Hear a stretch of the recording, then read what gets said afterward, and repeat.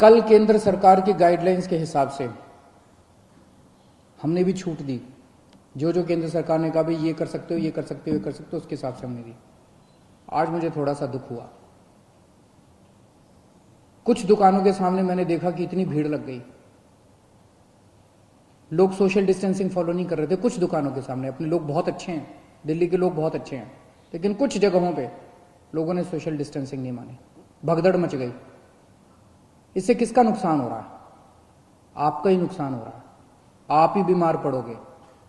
आप सोच के देखो कि अगर आप उस भगदड़ में थे और उसमें 2-4 लोगों को मान लो कोरोना था, आपको भी हो जाएगा, क्या फायदा होगा?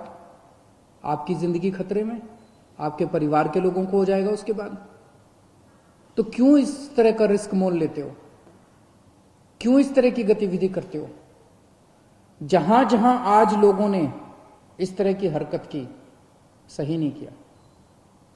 कसम खा लो कि कल से हम इस तरह की हरकत नहीं करेंगे, कल से हम इस तरह की भगदड़ नहीं करेंगे, कल से हम सोशल डिस्टेंसिंग पूरी फॉलो, कल से क्यों, अभी से हम सोशल डिस्टेंसिंग पूरी फॉलो करेंगे, कहीं भगदड़ नहीं करेंगे।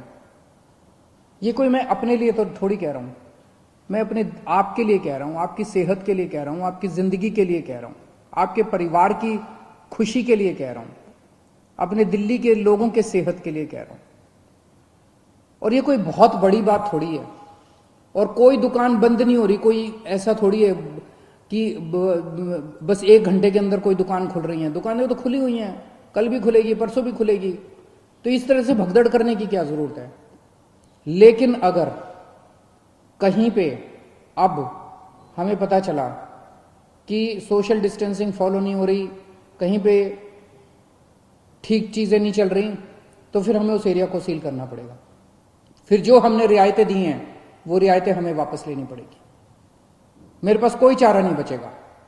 मुझे बाकी दिल्ली के, सभी दिल्ली के लोगों की, आपकी सेहत के लिए, दिल्ली के लोगों की सेहत के लिए कड़े कदम उठाने पड़े, हम कड़े कदम उठाएंगे। इसीलिए मेरी आप सबसे गुजारिश है कि जो ये रियायतें दी गई है, इन रियायतों के, ये रियायतें इसलिए दी गई है ताकि अब धीरे धीरे धीरे धीरे हम अपनी दिल्ली को खोलते जाएं, अब गतिविधियां शुरू करते जाएं, अर्थव्यवस्था शुरू होती जाए। अगर हम जिम्मेदार नागरिक बन के काम नहीं करेंगे तो फिर से और कड़ाई करनी पड़ेगी। और कब तक हम लॉकडाउन में रहेंगे? जिंदगी भर तो लॉकडाउन में नहीं रह सकते ना। 1.5 महीना तो हो गया लॉकडाउन में रहते रहते। अब तो अपने को खोलना चाहिए। तो अब तो जिम्मेदारी के साथ काम करना चाहिए, और जिम्मेदारी केवल इसलिए ताकि हम लोग सुरक्षित रहें, हमारा परिवार सुरक्षित रहे। तो मेरी आपसे हाथ जोड़ के विनती है, हम नहीं चाहते कि और कड़े कदम उठाए जाएं, लेकिन अगर किसी एरिया के अंदर किसी दुकान पे अगर होता है, और दूसरी चीज, दुकान वालों को जिम्मेदारी लेनी पड़ेगी। अगर आपकी दुकान है और आपकी दुकान के सामने ये नहीं हो रहा, आपकी दुकान बंद कर देंगे, आपकी दुकान सील कर देंगे। और अगर किसी क्षेत्र के अंदर कोई फॉलो नहीं हो रहा तो उस एरिया को सील कर देंगे। फिर हमें करना पड़ेगा, आपके लिए करना पड़ेगा। मुझे अपने दिल्ली के लोगों पे गर्व है, मुझे अपने दिल्ली के लोगों पे भरोसा है, विश्वास है कि हम बड़े बड़े काम करके दिखा सकते हैं। हमने बड़े बड़े काम करके दिखाए हैं। जब पूरी दुनिया डेंगू से जूझ रही थी, हमने डेंगू को हरा के दिखाया था। अब हम कोरोना को भी हरा के दिखाएंगे। दिल्ली के लोग पूरी दुनिया को कोरोना को हरा के दिखाएंगे। जय हिंद।